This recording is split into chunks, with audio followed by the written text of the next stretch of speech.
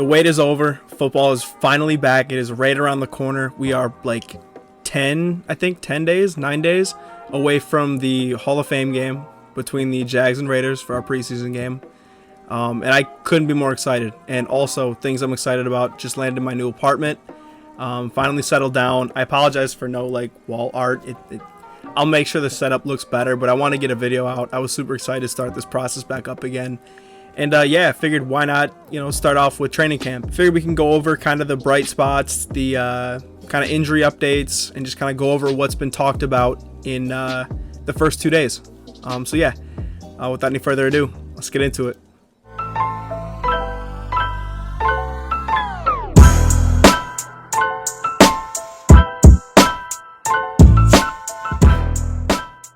So I'm not able to attend training camp, and neither are fans as of right now, I'm pretty sure. So most of the things I'm going to be talking about here is it's going to be coming from media sources and people covering the team. For example, huge shout out to Jordan DeLugo. I'm going to leave his Twitter link in the description, so feel free to check him out. He is one of the best sources for Jaguars football, and a very credible source. So huge shout out to Jordan and a lot of the media guys around here, because that's where I'm getting all this information from. So to start things out, training camp has been, pretty relaxed. No pads yet, and I don't think they plan on doing pads for some time. I think they're only going to have 4 days of practice with pads on before we start our preseason game. So to be completely honest, I don't really expect to see many of the starters play really any snaps in that first preseason game, because you're not really going to run with your ones if they're not used to, working with pads on right away. There's no need to rush it. So I would assume you're going to see a lot of rotational guys, a lot of rookies, UDFAs, and they're going to take over predominantly the most snaps in that game. So that's just my take on that. I couldn't tell you right now if that's true, but one can only assume that you're not going to rush your ones out there if they haven't really been practicing with pads on for too long. I think they're going to be getting into that a little bit later down the line. All right, one of the best things so far throughout training camp has been no one has been put on the PUP list, the players unable to perform due to injury, which is amazing. I mean, for example, James Robinson tore his Achilles in the end of December. I think it was December 26th. I could be wrong, don't quote me on that, but I think it was December 26th. And he's already back and moving, and he looks great. I think they gave him a timetable of mid-August, I think, when he's going to be cleared for everything and just be good to go. But I mean, you see him doing a lot of sideline work right now, and he looks phenomenal. I mean, he put in crazy work rehabbing that out, because I mean, you look at a guy like Cam Akers last year, a similar scenario, tears his Achilles in the beginning of training camp last year, and he was able to play a little bit in the postseason, almost came back in the end of the regular season for the Rams, and contributed a decent bit. So just absolutely crushed it in rehab, and it's just good to see J-Rob back out there. Another injury to go over, backup quarterback CJ Beathard. He tweaked his groin in OTAs. It looked a lot worse from the updates. When it initially happened, it looked like it was a little bit more significant than a groin injury. Not to, belittle a groin injury. It's still painful, but it just looked a lot worse. It sounded like it was going to be, a longer injury. But he's back out there and throwing. Travis Etienne looks as explosive as can be. He looks great. Super happy to see him back on the field and moving fluidly. I know it's going to be a huge help to the offense. His versatility and explosiveness is it's something you don't find too often. That's why he was taken in the first round last year. So essentially we got 3 rookies kind of playing their first season, if not, 4, with Andre Sisco, who pretty much had a redshirt season. So, we have a lot to look forward to with our young guys this coming season. Another guy coming back from injury this season is Jamal Agnew, who suffered a hip injury last year and sidelined him for a few games towards the end of last season. And he's back and looking great. Hearing he's taking huge strides, really getting his burst back. He looked ready to go in OTAs, mandatory minicamp. Looked really good. So, I wouldn't expect to see him sidelined week 1. I think he'll be ready to go, which is just awesome news, because he just brought this different versatility that we were lacking last year. We really didn't have burners like that. And his speed and his explosiveness, kind of like I was saying about Travis Etienne, that versatility can just be used in so many different ways and can make your offense even more dynamic. So getting Jamal Agnew back, a familiar face for Trevor, would be huge for the offense. And then lastly, Darius Williams, new pickup, cornerback from the Rams. He suffered an injury last year in the Super Bowl, so he's rehabbing his leg and doing a lot of sideline work, but he's not on the PUP list. So, I mean, I think he'll be good to go by week 1, it seems.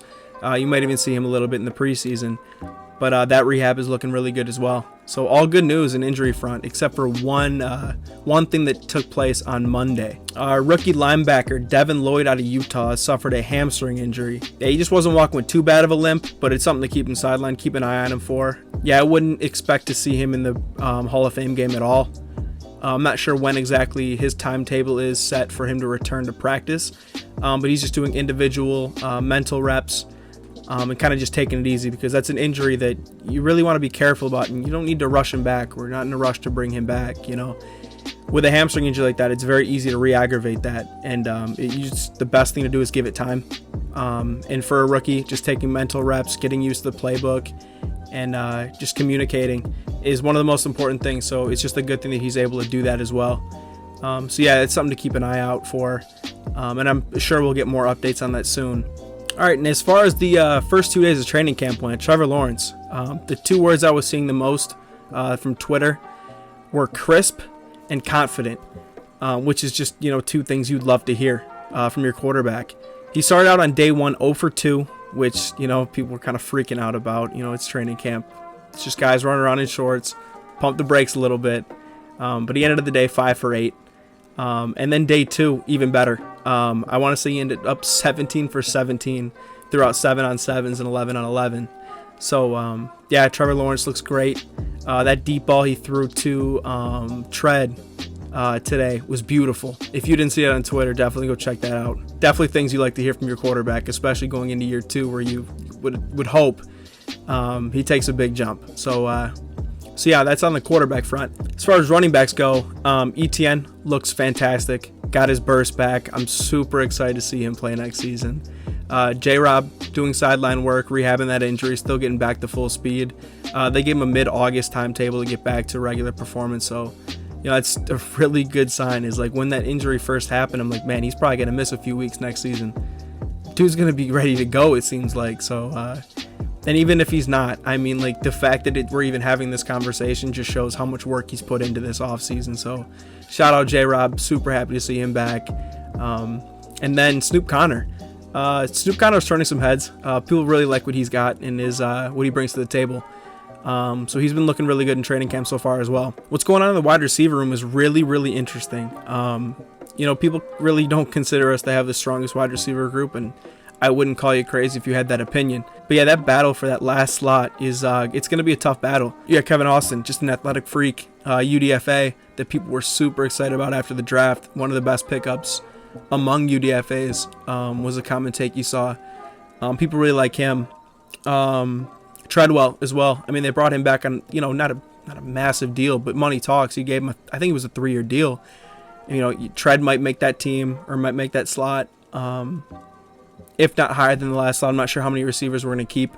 I'll do a 53-man roster prediction video once we're a little bit more into training camp in the preseason, just to give you guys an update on who looks like they're going to make the team and maybe who might fill into the practice squad or maybe let go. Another one, Naz Bohannon, turning some heads. He had one pretty bad drop that he was pretty frustrated about on day 1. He's more of a basketball player in college, but just another athletic guy. That's turning some heads and people really like what he's got. Lawan Willingham, a name that I'm unfamiliar with, but am seeing a lot. He went up and got a deep ball, I want to say on day 1, and another play on an out route where he came back and just snatched it away from Trey Herndon. Just turning some heads, making plays. I mean, when you're a guy like that, when you're on that cusp and you're making plays and people are paying attention, every single rep matters, especially for these bubble guys, man. Like, whether that be a special teams role or, maybe in that last slot, or even if you go to the practice squad, that's still an opportunity to make the roster at some point. So when you're balling out in this, like, anything can happen. But yeah, just another thing to keep your eye on. That last slot at the wide receiver spot is going to be a battle for sure. All right, on the topic of offensive line, something that I've really paid attention to, because I'm curious. There's a lot of interesting little position battles and, like, different spots that are kind of interesting going into this season. So the ones on day one, I'll read them off to you. At left tackle, you got Cam Robinson, brought him back on a big deal. Obviously, he's going to be our left tackle of the future. At left guard, you got Tyler Shatley, which leaves Luke Fortner, the rookie, starting at center, which is pretty cool to see him running with the ones right away. And Shatley, just his versatility to, swing out to guard it's huge. And then at right guard, you got Brandon Scherf, gave him a huge deal, one of the best guards in football, throwing him on the right side with the ones. And then at right tackle, Jawan Taylor. He is a very interesting situation because you drafted Walker Little in the second round last year, and he turned some heads. He looked really good. And you got Jawan Taylor, who was also drafted in the second round, but is up there, the league leader in penalties on the offensive line. But the scheme so far looks like it's built more towards Jawan Taylor's skill set, which could lead to why he's getting the looks with the ones right now, just because he's been here for some time, and we have a scheme that fits him and his play style better, so they'd probably just want to see how he looks in that fit. But I'm sure there's going to be rotation. You're going to see Walker Little get in for sure at right tackle, running with the ones, getting some reps, maybe even at left tackle just to see what he's got over there. Probably going to see Fortner maybe move up to guard, bring Shatley into center, see how that looks. But yeah, you're going to see a lot of rotation, a lot of guys getting looks. This isn't for sure going to be our starting offensive line going into week one. I'm not saying it couldn't be, but there's still a lot of time left. So we'll see. On the defensive side of the ball, you got the cornerback room with Griffin and Tyson Campbell on the outside, with Darius Williams, in the nickel, along with Trey Herndon as his backup. So pretty much what you expected in free agency when we picked up Darius, that he'd be running that nickel spot. People thought he'd maybe be pushed outside, but this is kind of what I wanted it to look like. And here's my favorite part is the safety group, a group with a lot of question marks, but the ones as of day one were Rayshawn Jenkins and Andre Sisco. So Sisco is running with the ones, which means Andrew Wingard is running with the twos, and everything in the world is right. So that's good to see. I'm excited for Dre's pretty much rookie season. What he did last year, he was all over the ball, all around the ball, just making plays. Just got to finish him. And I think he'll do that year two. Coming in with a full off season, not having to rehab an injury like he did last season with his ACL tear. But yeah, looks really good. Really excited about him and his future. And then the linebacker room, like I said, Devin Lloyd is out, which means Shaquille Quarterman and Chad Moom are in. And Foy obviously taking a spot as well. We gave him a huge contract in the offseason. He's a tackle machine, athletic freak, got an eye for the ball, a really good player, so he's obviously going to get the majority of the snaps with the ones. And then Shaq and Muma are going to rotate in and out until Devin Lloyd returns, which is really cool because, in the limited amount of snaps that Shaq's given us throughout the past, 2 seasons, he's been pretty solid, more of a special teams guy, but he played really well when he was given a starting spot. And I want to say 2 games last year he started. And then Chad Muma. You guys know how I feel about Chad Muma. If you don't, follow me on Twitter. You can go back and check out all my Chad Muma tweets. Before we drafted him, huge on this kid. Super excited that he's going to be getting reps with the ones and getting acclimated quicker. So much potential in him for sure. So cool to see him running with the ones. Hope Devin Lloyd a speedy recovery. Super awesome guy. Really embraces the team. Really embraces the city, which is really cool to see. You always love that. So shout out Devin. So yeah, that's pretty much what I've heard from day 1 and day 2 of training camp. I'll be making more videos about training camp when things are happening, just to keep you guys in the loop. If you haven't already, make sure to follow me on Twitter. I'll be tweeting out a bunch of stuff throughout this, the whatever's left of this off season, as well as make sure you follow Jordan DeLugo and other Jags media members. They're tweeting out really great content, really keeping us in the loop when we're not able to attend these training camp events. So yeah, check them out. So be sure to leave a like and subscribe if you haven't already.